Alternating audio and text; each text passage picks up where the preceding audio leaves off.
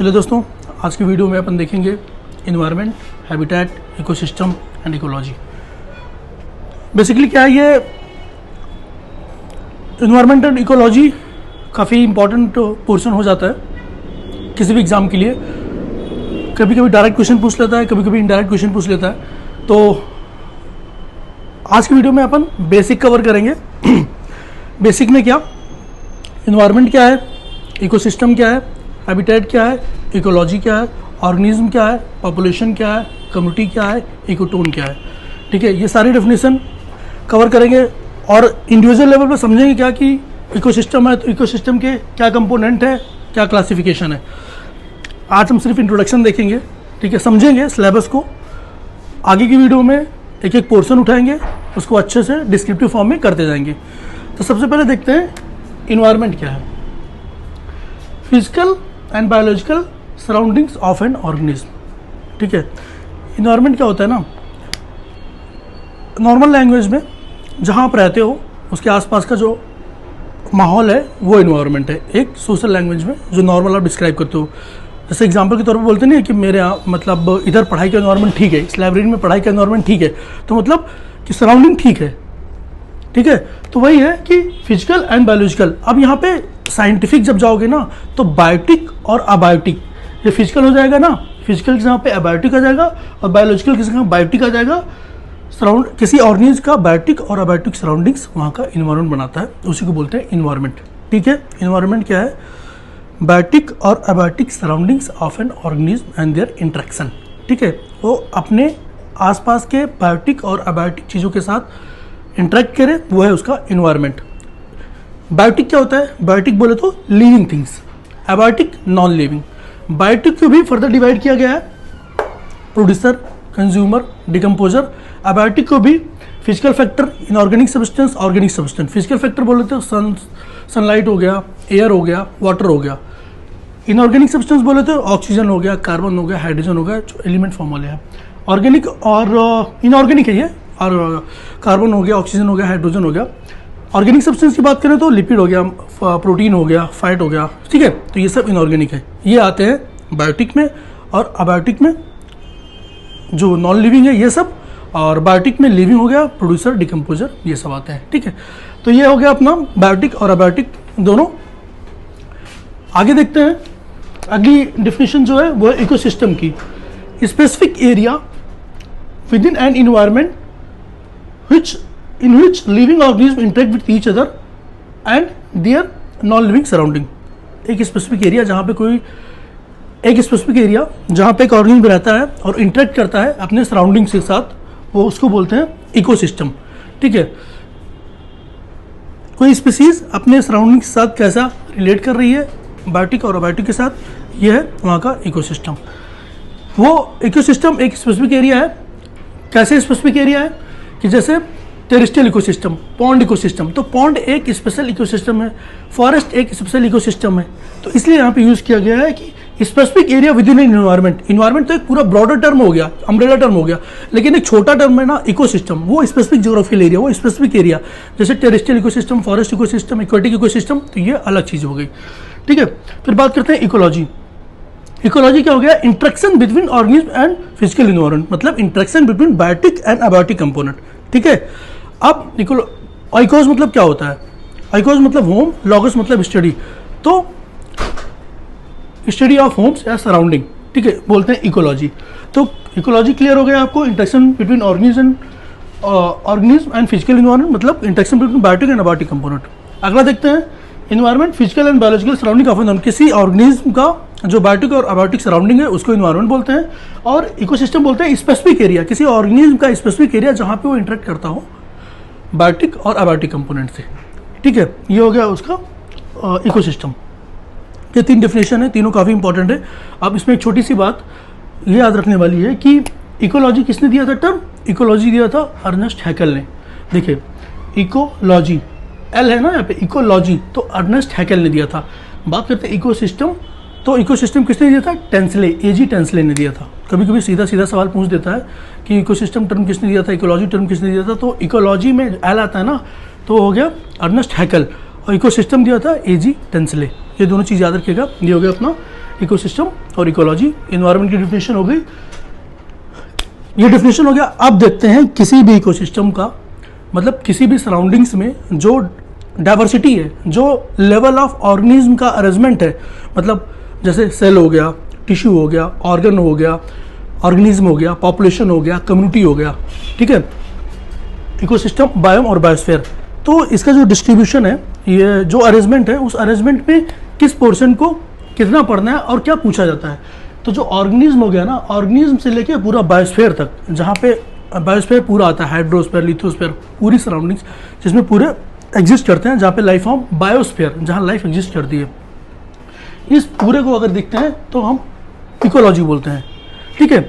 अब एक बार फिर से आप डेफिनेशन यहाँ से करिएगा कि इकोलॉजी क्या होती है, interaction between organism and physical environment. यहाँ पे ऑर्गेनिज्म आया, देखिए कैसे समझेंगे, याद मतलब रटने की जरूरत ही नहीं है आपको, आपने सिर्फ समझना है ऑर्गेनिज्म, ऑर्गन से क्या बना, ऑर्गेनिज्म बना, ठीक है। ये ऑर्गेनिज्म जब बना, जब कोई ऑर्गेनिज्म बनेगा ना, देखिए बेसिक क्या होता है ना, ऑर्गेनिज्म को बोलते हैं कि फंक्शनल यूनिट ऑफ इकोसिस्टम, मतलब वहीं से शुरुआत हो रही है किसी इकोसिस्टम की। तो जब कोई इकोसिस्टम, कोई ऑर्गेनिज्म बना, ऑर्गेनिज्म अब इंडिविजुअल लेवल पे इंटरेक्ट करेगा, ठीक है, इंटरेक्ट करेगा किससे, इन्वायरमेंट से, मतलब बायोटिक एबायोटिक कंपोनेंट से। तो ऑर्गेनिज्म बना और ये फिर पॉपुलेशन बना, कम्युनिटी बनी, इकोसिस्टम बना, बायोम बना और बायोस्फीयर बना। ये पूरा का पूरा आता है इकोलॉजी के अंदर, मतलब यहाँ से लेके ऑर्गेनिज्म से लेके और यहाँ तक बायोस्फीयर तक। यहाँ पे क्या होता है, ऑर्गेनिज्म इंटरेक्ट करता है बायोटिक और अबायोटिक कंपोनेंट से, ठीक है। इसीलिए इस पूरे ऑर्गेनिज्म से लेके और बायोस्फीयर तक को स्टडी करते हैं इकोलॉजी में, ठीक है, क्लियर। अब यहाँ पे इसके अरेंजमेंट को देख लेते हैं बेसिक से, जो आप आसानी से समझ जाएंगे। सबसे पहले ऑर्गेनिज्म क्या है, ऑर्गेनिज्म फंक्शनल यूनिट है, मतलब जब ऑर्गन से ऑर्गेनिज्म बना ना, मतलब जैसे ऑर्गन है, फिर ऑर्गन सिस्टम है, ऑर्गन सिस्टम को मिलजुल के फिर एक ऑर्गेनिज्म बनता है। तो ऑर्गेनिज्म एक फंडामेंटल है, एक बेसिक यूनिट है। जैसे किसी भी बॉडी का structural and function unit of cell होती है ना, तो उसी पूरी पॉपुलेशन का structural and function unit count करें तो होगा ऑर्गेनिज्म, क्योंकि ऑर्गेनिज्म से किसी इकोसिस्टम की शुरुआत हो रही है, इकोलॉजी की शुरुआत हो रही है। तो इसलिए ऑर्गेनिज्म को अगर सिंपल से समझना हो तो जैसे स्पीसीज हो गया, अब ऑर्गन सिस्टम से ह्यूमन बना, ठीक है, होमो सेपियंस, ये एक स्पीसीज है, ठीक है। अब यही स्पीसीज जब एक साथ रहने लगेगी, इंटरेक्ट करेगी, तो आ जाएगी पॉपुलेशन, ठीक है। कोई भी स्पीसीज, ऑर्गेनिज्म आप उतना ब्रॉडर नहीं समझोगे, आप स्पीसीज से समझो, आप आसानी समझ जाओगे कि जब ऑर्गन सिस्टम से एक ऑर्गेनिज्म बना, मतलब एक ह्यूमन बीइंग बना, एक स्पीसीज बनी, जैसे होमो सेपियंस। अब ये होमो सेपियंस जब रहने लगते हैं ना एक साथ, बहुत सारे होमो सेपियंस, ठीक है, तो ये बनता है पॉपुलेशन। इसलिए कभी भी देखे ना, सेंसस पॉपुलेशन का होता है। पॉपुलेशन बोले तो कि सेम तरह की स्पीसीज का ही सेंसस होगा, इसलिए बोलते हैं ना कि पॉपुलेशन का सेंसस हुआ है, सेम तरह की स्पीसीज का। फिर आगे देखेंगे जब ये बहुत सारे रहने लग जाएंगे तो उसमें कम्युनिटी बन जाएगा, मतलब different species in an area. किसी एरिया में जब बहुत सारी स्पीसीज रहेंगी ना तो कम्युनिटी बन जाएगा, और यही जब इंटरेक्ट करेंगे तो इकोसिस्टम बन जाएगा। एक स्पेसिफिक एरिया में इनके बीच इंटरेक्शन होगा लिविंग और नॉन लिविंग से, बायोटिक बायोटिक से, तो इकोसिस्टम हो जाएगा।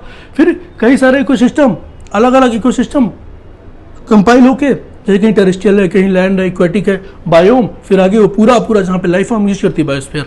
तो ये आपको क्लियर हो गया होगा, ठीक है। Cell, tissue, organ, organism, population, community, ecosystem, biome और बायोस्फीयर, आगे पूरा ले जा सकते हो, अगर ड्रा करना हो तो कोई मतलब नहीं, इतना काम का है। ये हो गया। अब अपन देखते हैं इकोलॉजी, आप समझ गए होंगे इकोलॉजी क्या है। ये ऑइकोस और लोगस। ऑइकोस मतलब होम, लोगस मतलब स्टडी, मतलब स्टडी ऑफ होम, ये होगा इकोलॉजी, ठीक है। अब इकोलॉजी और बायोलॉजी समझिए। ऑइकोस जब आप किसी की सराउंडिंग स्टडी कर रहे हो, समझ रहे हो, किसी का होम स्टडी कर रहे हो, किसी का परिवेश जहाँ वो रहता है वो स्टडी कर रहे हो, तो वो होता है इकोलॉजी। बायोलॉजी क्या होता है, जब आप लाइफ फॉर्म, उसकी पर्टिकुलर लाइफ को जब आप पढ़ रहे हो तो होती है बायोलॉजी।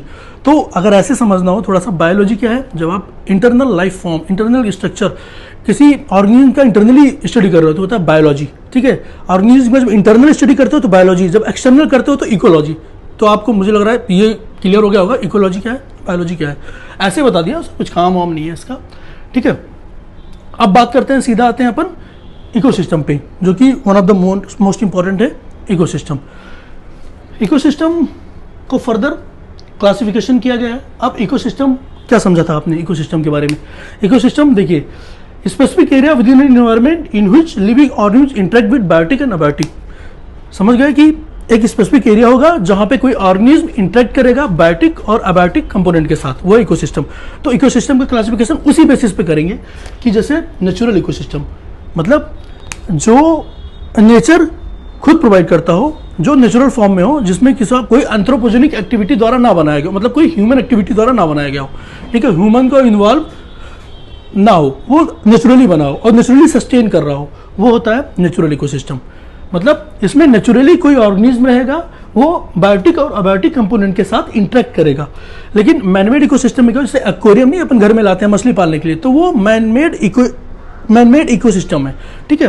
एक्वेरियम, उसमें क्या होता है कि अपन ही मछली ला के डालते हैं, अपन ही दाना डालते हैं, अपन ही रेगुलर बेसिस पे क्लीनिंग करते हैं, तो वो उसका जो सारा प्रोसेस है ना, वो अपन डील करते हैं, अपने हिसाब से करते हैं, तो इसलिए होता है मैनमेड इकोसिस्टम। नेचुरल में क्या होता है, सारा काम नेचर ही करती है, ठीक है। किसी इकोसिस्टम को कब रिवाइव करना है, कब डोरमेंट फेज में जा रहा है, कितना सक्सेशन हो रहा है, तो ये होगा अपना नेचुरल इकोसिस्टम, ठीक है। अब नेचुरल को भी फर्दर क्लासिफाई किया गया है। अब नेचुरल है तो कोई टेरेस्ट्रियल होगा, जमीन पे होगा, कोई पानी में होगा, तो वही आगे क्लासिफिकेशन है, terrestrial ecosystem and aquatic ecosystem. Terrestrial में क्या है कि फिर फॉरेस्ट आ जाता है, टेरेस्ट्रियल में फिर फॉरेस्ट आ जाता है, फिर ग्रासलैंड आता है, फिर डिजर्ट आता है, मतलब जो पूरा जंगल सिस्टम है उसका इकोसिस्टम अलग होगा। कैसे अलग होगा? अब जो फॉरेस्ट इकोसिस्टम है, तो फॉरेस्ट इकोसिस्टम में टॉप प्रेडेटर अपना कौन होता है? लायन होता है, ठीक है। फॉरेस्ट इकोसिस्टम में इंटरकनेक्टेड होता है, जैसे कोई ऑर्गेनिज्म हो गया, जैसे ग्रास हो गया, प्रोड्यूसर होगा, फिर कंज्यूमर होगा, ठीक है। तो ये तो फॉरेस्ट इकोसिस्टम में इसमें पूरा फॉरेस्ट एक दूसरे से इंटरेक्ट करेंगे। इसमें पूरा ग्रासलैंड होगा, इसमें डिजर्ट होगा, मतलब ये स्पेसिफिक एरिया है तीनों, ठीक है। टेरेस्ट्रियल इकोसिस्टम का फॉरेस्ट उसका अलग इकोसिस्टम होगा। अब अलग कैसे होगा भाई? फॉरेस्ट में देखिए, ग्रासलैंड में उतने बड़े क्लाइमेक्स कम्युनिटी, मतलब फॉरेस्ट में क्या होता है ना, छोटे से छोटे पौधा भी पाया जाएगा, बड़े से बड़ा क्लाइमेक्स, मतलब जिसकी हाइट बहुत लंबी होगी वो भी पाया जाएगा, ठीक है। उसमें क्या होगा कि सनलाइट बहुत ग्राउंड तक नहीं जाती है, तो उसमें ग्रासलैंड उतना सही डेवलप नहीं होता है, उसमें मॉइस्चर अच्छा खासा होता है, उसमें सॉइल्स का नेचर अलग होता है। वो प्रॉपर्टी होती है फॉरेस्ट इकोसिस्टम की। ग्रासलैंड इकोसिस्टम के सिर्फ उसमें ग्रासेस होते हैं। अगर उसमें ग्रासेस हैं तो उसमें उसी तरह के ऑर्गेनिज्म पाए जाएंगे जो ग्रासेस पे फीड करें, ठीक है। फिर उसी तरह का फूड चैन होगा, फूड वेब होगा, जो ग्रासेस इकोसिस्टम के आसपास चल सकें। सेम होगा आपका डिजर्ट इकोसिस्टम में। डिजर्ट इकोसिस्टम में जैसे अब डिजर्ट में ऐसा ग्रास है ना, वो है, तो डिजर्ट का अलग इकोसिस्टम होगा, जैसे नागफनी वगैरह हो गया। अब उसी केस में वहाँ पे अडाप्टेशन होता है, ठीक है, कि डिजर्ट इकोसिस्टम में रहने के लिए उसको संकट स्टोमेटा होगा, जैसे वो जो एक नुकीला सा होता है कैक्टस, तो कैक्टस में अलग मॉडिफिकेशन होता है। जो रेटल स्नेक होता है अलग होता है, उसमें वहाँ पे जो मैमल्स पाए जाते हैं उनकी जो इंटेस्टाइन की साइज होती है वो बहुत ज़्यादा लंबी होती है, क्यों? रीअब्जॉर्प्शन ऑफ वाटर, क्योंकि वहाँ उनको पानी नहीं मिलेगा। वहाँ कैमल में भी अलग मॉडिफिकेशन होता है, हम प्रूफ होता है जो पानी स्टोर कर लेते हैं। तो हर इकोसिस्टम में जो ऑर्गेनिज्म है वो अपने आप को मॉडिफाई करके वहाँ पे रह रहा है, ठीक है, और वो उसका स्पेसिफिक इकोसिस्टम है, इसलिए डिवाइड किया गया है। फॉरेस्ट इकोसिस्टम अलग, ग्रासलैंड अलग और डिजर्ट अलग, ठीक है। ये हो गया अपने टेरेस्ट्रियल में। अगर इक्वेटिक की बात करें तो इक्वेटिक में फ्रेश, मराइन और ब्रैकिस। फ्रेश में भी एक रनिंग हो गया, एक स्टैंडिंग हो गया। रनिंग मतलब जैसे गंगा जी बह रही है, कोई नदी बह रही है, तो नदी वो होगा कि रनिंग हो इकोसिस्टम, ठीक है, उसमें वाटर फ्लो हो रहा है प्रॉपर, उसका भी अलग इकोसिस्टम होगा, ठीक है। जैसे अब गैंगेटिक डॉल्फिन हो गई तो वो रनिंग वाटर में ही पाई जाएगी, अब वो किसी तालाब में, पोखरे में तो पाई नहीं जाएगी। सेम हो गया स्टैंडिंग वाटर, जैसे जो स्टैटिक होगा, जैसे तालाब, अपना तालाब हो गया, अपने गांव घर के पास जो तालाब होता है या पॉन्ड होता है जिसमें मछलियाँ पाली जाती हैं, तो उसका सिस्टम अलग होगा कि उसमें पानी रुका हुआ है। फ्रेश वाटर हो गया। ब्रैकिस में देख लीजिए मैंग्रोव का इकोसिस्टम अलग होगा, वेटलैंड एस्चुरी का अलग होगा। मैंग्रोव क्या होता है, निमोटिफोर्स क्या होते हैं, अब आगे मैं लेक्चर में बताऊंगा, तो उनका इकोसिस्टम अलग होगा, उसमें सैल्टिनिटी कितनी होगी। हर इकोसिस्टम की अपनी क्वालिटी होती है, अपनी स्पेसिफिक एरिया होती है, और हर स्पीसीज अपनी स्पेसिफिक एरिया में रहना चाहेगा। इसलिए इकोसिस्टम के केस में एक चीज बहुत अच्छे से डिफाइन की जाती है कि specific area within an environment. किसी इन्वायरमेंट में एक स्पेसिफिक एरिया होगा, वो ऑर्गेनिज्म वहीं पे अपने बायोटिक और अबायोटिक कंपोनेंट के साथ इंटरेक्ट करेगा, समझ रहे हैं, वो है इकोसिस्टम, और वहीं पे वो रहेगा, ठीक है। ये अपना हो गया इकोसिस्टम का क्लासिफिकेशन। सिंपल सा इकोसिस्टम की डिफिनेशन सोचनी है कि इकोसिस्टम है कि अच्छा स्पेसिफिक एरिया है पे जहां पे एक ऑर्गेनिज्म रहता है, बायोटिक और अबायोटिक के साथ डील करता है, इकोसिस्टम हो गया। और उसके बाद अपन ने फिर सोचना है कंपोनेंट क्या क्या है इकोसिस्टम के? कंपोनेंट क्या होता है ना, किसी चीज को चलाने वाले, किसी चीज को सुचारू रूप से चलता रहे, तो वो कौन सी ऐसी चीज है। तो अपन ने देख लिया इकोसिस्टम का क्लासिफिकेशन की, नेचुरल क्या था, मैन मेड क्या था। नेचुरल में अपन देख लिया, मैन मेड में देख लिया एक्वेरियम वगैरह जो कि ह्यूमन खुद बनाता है, खुद सफाई करता है, खुद खाना पीना डालता है और खुद उसको अपने हिसाब से अपनी निगरानी से चलाता है। लेकिन नेचुरल में नेचर चलाता है। अब कंपोनेंट की बात करें तो उसमें अबायोटिक कंपोनेंट और बायोटिक कंपोनेंट। अबायोटिक कंपोनेंट की बात करें तो ए बायोटिक, जिसमें लाइफ ही ना हो, ए बायोटिक कोई लाइफ फॉर्म ना हो। एबायोटिक को भी फर्दर डिवाइड किया गया फिजिकल फैक्टर में, इनऑर्गेनिक सब्सटेंस में और ऑर्गेनिक सब्सटेंस में। फिजिकल फैक्टर बोले तो सनलाइट, फिजिकली जो किसी चीज को ऑब्जॉर्व करे। नॉर्मली क्या होता है, एबायोटिक एक लिमिटिंग फैक्टर होते हैं। लिमिटिंग फैक्टर क्या होते हैं, जो किसी चीज को लिमिट कर देते हैं। जैसे ग्रोथ हो गया तो एक टाइम बाद तो ग्रोथ की लिमिट कर देंगे, ठीक है। तो वो एबायोटिक कंपोनेंट जो भी होंगे वो लिमिटिंग फैक्टर होंगे। आपको प्रॉपर एनसीईआरटी में लाइन मिल जाएगी, ठीक है। तो मैं ऐसे बता दिया, आगे एक्सप्लेनेशन और अच्छे से देखेंगे। एबायोटिक फैक्टर फिजिकल फैक्टर होता है, ठीक है। एबायोटिक में फिजिकल फैक्टर क्या हो गया, जैसे सनलाइट हो गई, एयर हो गया, वाटर हो गया, ये फिजिकल फैक्टर है जो फिजिकली किसी चीज़ को चेंज करते हैं। फिर इनऑर्गेनिक, इनऑर्गेनिक मतलब कार्बन हो गया, हाइड्रोजन हो गया, ऑक्सीजन हो गया, नाइट्रोजन हो गया, ये इनऑर्गेनिक जो भी है, इनऑर्गेनिकली किसी इकोसिस्टम में जो इकोसिस्टम के जो कंपोनेंट है जो इफेक्ट डालती हैं। फिर आता है ऑर्गेनिक, फैट हो गया, लिपिड हो गया, प्रोटीन हो गया, जो भी है ये है ऑर्गेनिक, ठीक है। अब ऑर्गेनिक इनऑर्गेनिक से इतना तो कर लोगे, अगर बायोमोलिक्यूल थोड़ा सा सही होगा तो आप समझ जाओगे क्या करना है। फिर बात करते हैं बायोटिक, ये काफ़ी इंपॉर्टेंट है क्योंकि अगला बायोटिक के साथ ही पूरा इकोसिस्टम डील करता है। बायोटिक में सबसे पहले क्या आता है, प्रोड्यूसर्स। प्रोड्यूसर्स क्या होते हैं, प्लांट। प्लांट में क्या होता है, प्लांट ग्रीन होते हैं, फोटोसिंथेसिस होता है। क्यों होता है, क्योंकि उनकी ग्रीन लीव्स में क्लोरोप्लास्ट ए होता है, क्लोरोप्लास्ट होता है। क्लोरोप्लास्ट सनलाइट के प्रेजेंट में फोटोसिंथेसिस करता है और प्रॉपर C6H12 ग्लूकोज बनाता है, तो वो सीधा एनर्जी अगले कंज्यूमर को ट्रांसफर करता है। तो ये हो गया प्रोड्यूसर। प्रोड्यूसर समझ गया ना क्या होता है। फिर कंज्यूमर, कंज्यूमर क्या होता है, कंज्यूमर प्राइमरी भी हो सकता है, सेकेंडरी भी हो सकता है, टर्सरी भी हो सकता है। तो कंज्यूमर जो कि प्रोड्यूसर पे फीड करे, ठीक है, वो कंज्यूमर हो गया। जैसे अब एक हिरन भी कंज्यूमर है, एक ह्यूमन बीइंग भी कंज्यूमर है, एक टाइगर भी कंज्यूमर है, पर किसी फूड चेन में या फूड वेब में जो कंज्यूमर है वो डिफर कर सकता है।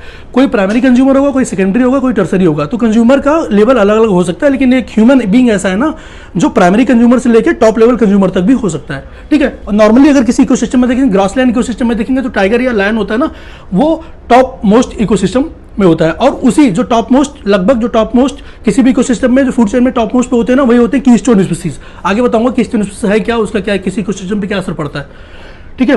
फिर बात करते हैं डिकम्पोजर। डिकम्पोजर क्या होता है ना, जो dead and decaying, her nature में कुछ ना कुछ ऐसा होगा ना जिस पर कोई फीड नहीं करेगा, तो वो डिके किया जाता है, ठीक है।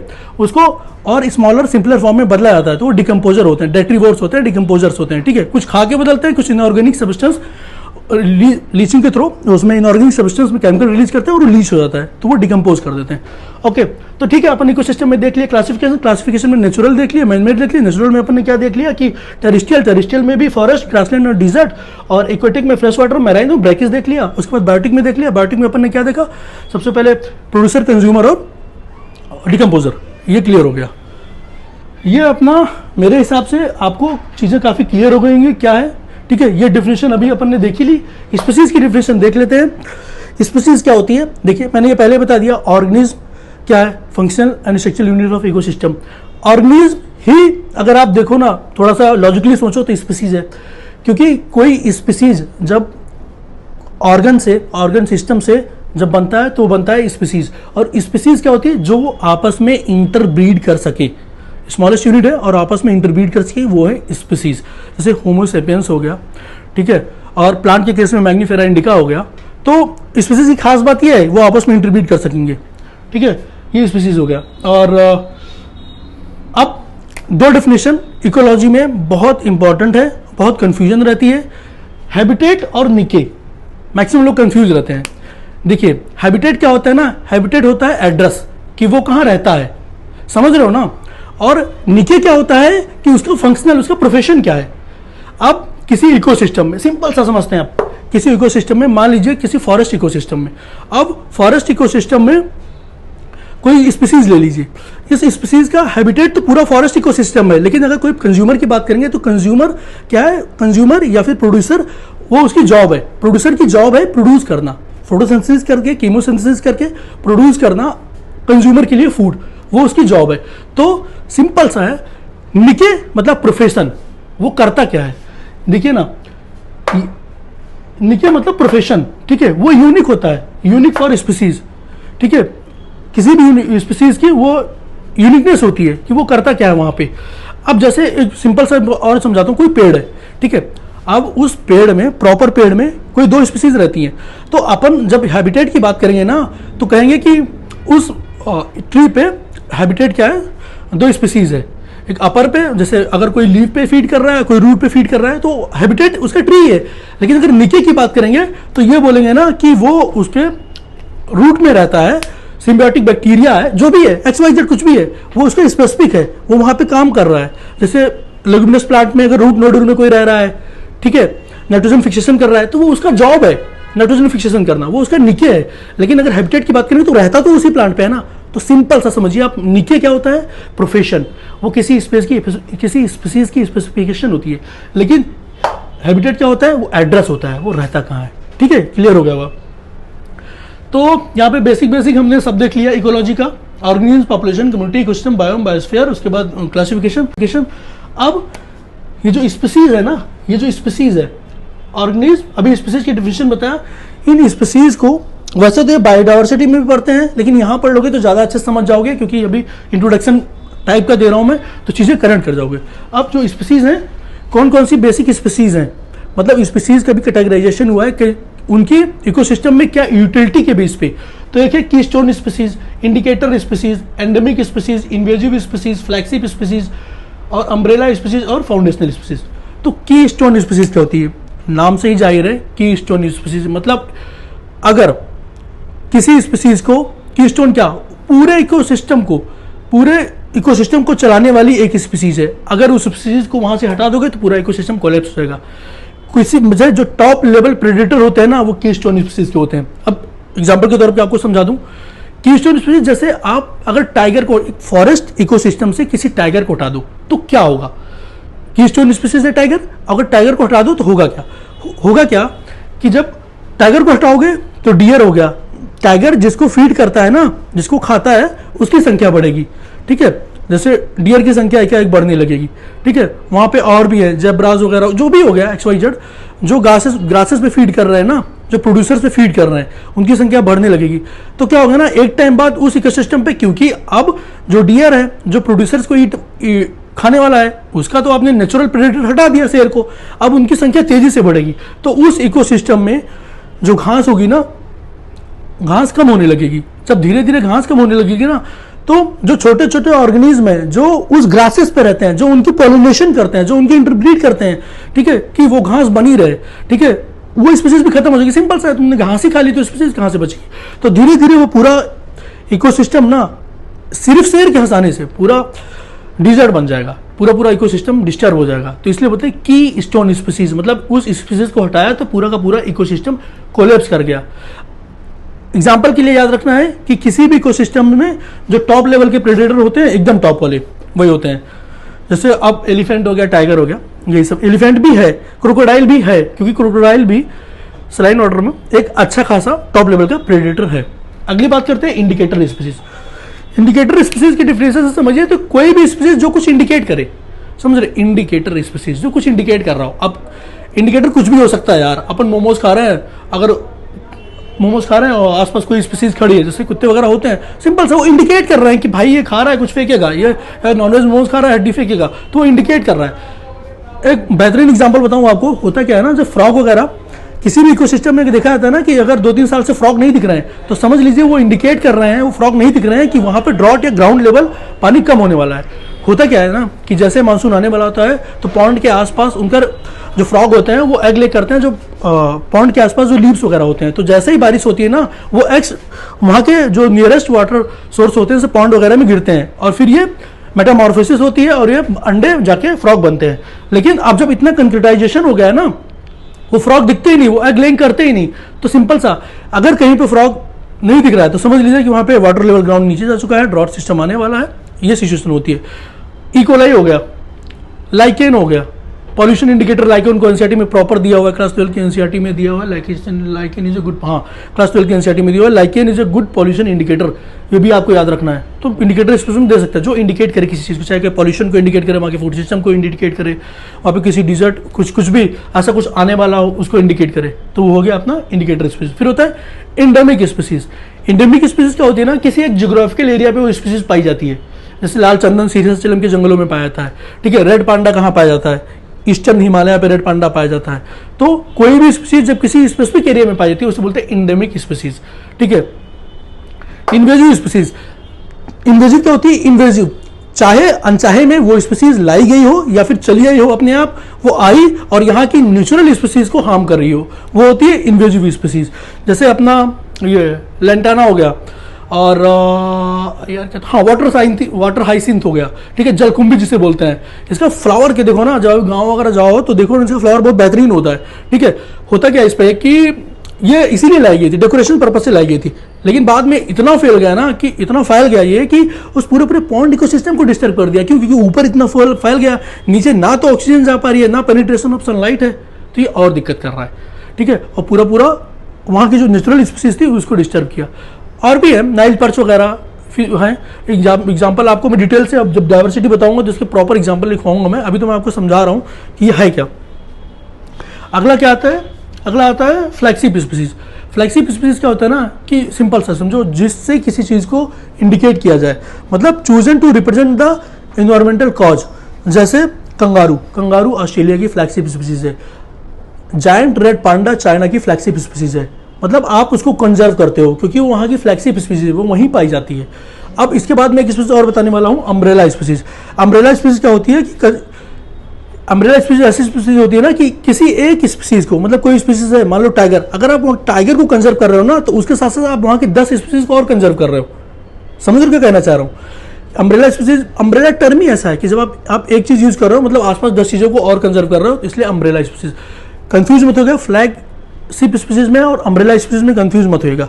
जैसे इंडियन टाइगर, अफ्रीकन एलिफेंट हो गया, कंगारू हो गया, ये अपनी फ्लैगशिप है, लेकिन टाइगर हो गया, जायंट पांडा हो गया, ये अपनी अम्ब्रेला है। क्योंकि हम रेड जायंट पांडा को जब ईस्टर्न हिमालय में, रेड पांडा को ईस्टर्न हिमालय में बचाते हैं ना, तो हम सिर्फ उसको नहीं बताते हैं, वहाँ पे और भी जो वहाँ पे जो और भी जो स्पीसीज है ना उनको भी बचाते हैं। हम टाइगर को बचाते हैं, सिर्फ टाइगर को नहीं बचाते हैं, टाइगर के साथ साथ बहुत सारी स्पीसीज हैं जो उस इकोसिस्टम को मेंटेन होने में जरूरी है, हम उसको भी प्रोटेक्ट करते हैं। इसलिए बोलते हैं ना कि अम्ब्रेला स्पीसीज होता है जब एक सिंगल स्पीसीज के बचाने से बहुत सारी स्पीसीज बच जाए, ठीक है, वो अम्ब्रेला स्पीसीज है।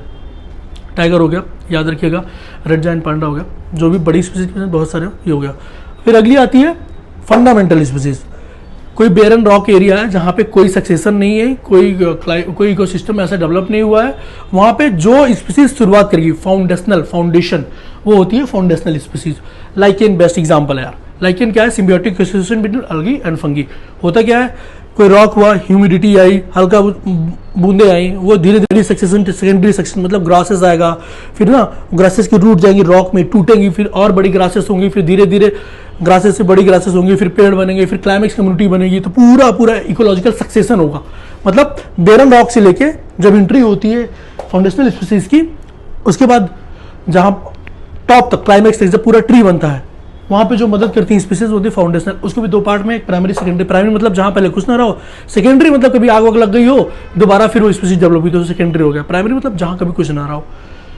तो ठीक है, ये पूरा मैंने इसलिए बता दिया ना कि ये स्पीसीज थोड़ा इंपॉर्टेंट हो जाता है। अगर आप यहाँ पे स्पीसीज पढ़ोगे तो इसको थोड़ा देख लो, keystone, indicator, endemic, invasive, flagship, umbrella, foundational, क्या क्या है दिमाग में रखो। क्वेश्चन यही पूछा जाता है, क्वेश्चन यहीं से बनेगा, इसी एग्जाम्पल से बनेगा। बाकी ये इकोटोन क्या है? इकोटोन एक ऐसी जगह होती है जहाँ पे दो इकोसिस्टम मीट करते हैं। डायग्राम से समझेंगे, ठीक है। मान लीजिए ये अपना हो गया टेरेस्ट्रियल, ये हो गया इक्वेटिक, ठीक है। ये इकोटोन हो गया, यहाँ पे दोनों मीट कर रही हैं। इकोसिस्टम, इकोटोन मतलब जहाँ दो इकोसिस्टम मीट करें। और इकोटोन की सबसे खास बात क्या होती है ना, वहाँ पे बायोडाइवर्सिटी बहुत हाई होती है। क्यों हाई होती है? क्योंकि यहाँ पे इसकी भी स्पीसीज पाई जाएंगी जो इक्वेटिक इकोसिस्टम है, और जो टेरेस्ट्रियल है उसकी भी स्पीसीज पाई जाएंगी, ठीक है। बस बाकी चीज़ें क्लियर हो गई तो आई होप आपको ये वीडियो अच्छा लगा होगा। इसमें मैंने पूरा इकोलॉजी का प्रोस्पेक्टिव लिया है, बताया इन्वायरमेंट क्या है, इकोलॉजी क्या है, इकोसिस्टम क्या है, उसके बाद बायोटिक क्या है, अबायोटिक क्या है, प्रोड्यूसर, कंज्यूमर, डिकम्पोजर क्या क्या है, और बाद में ये जो स्पीसीज है ना, keystone indicator, endemic, invasive, umbrella, foundational, इसको डिस्क्राइब किया है। आगे की वीडियो में हम अपन और डिटेल से टॉपिक वाइज उठाएंगे। अगली वीडियो में अपन उठाएंगे जैसे बायोटिक कंपोनेंट ऑफ इकोसिस्टम उठाएंगे, फिर क्लासिफिकेशन उठाएंगे, उसको एलिब्रेट करके पढ़ेंगे एग्जामिनेशन पर्पज से। देखिए ये तो बेसिक्स है। मेन क्वेश्चन पूछेगा बायोडाइवर्सिटी से, कंजर्वेशन से पूछेगा, एक्ट से पूछेगा, पॉल्यूशन से पूछेगा, लेकिन ये तभी समझ में आएगा जब आपका बेसिक्स क्लियर होगा। ठीक है, तो ठीक है दोस्तों, आई होप आपको वीडियो पसंद आई होगी। प्लीज रिव्यू करिएगा। Thank you very much.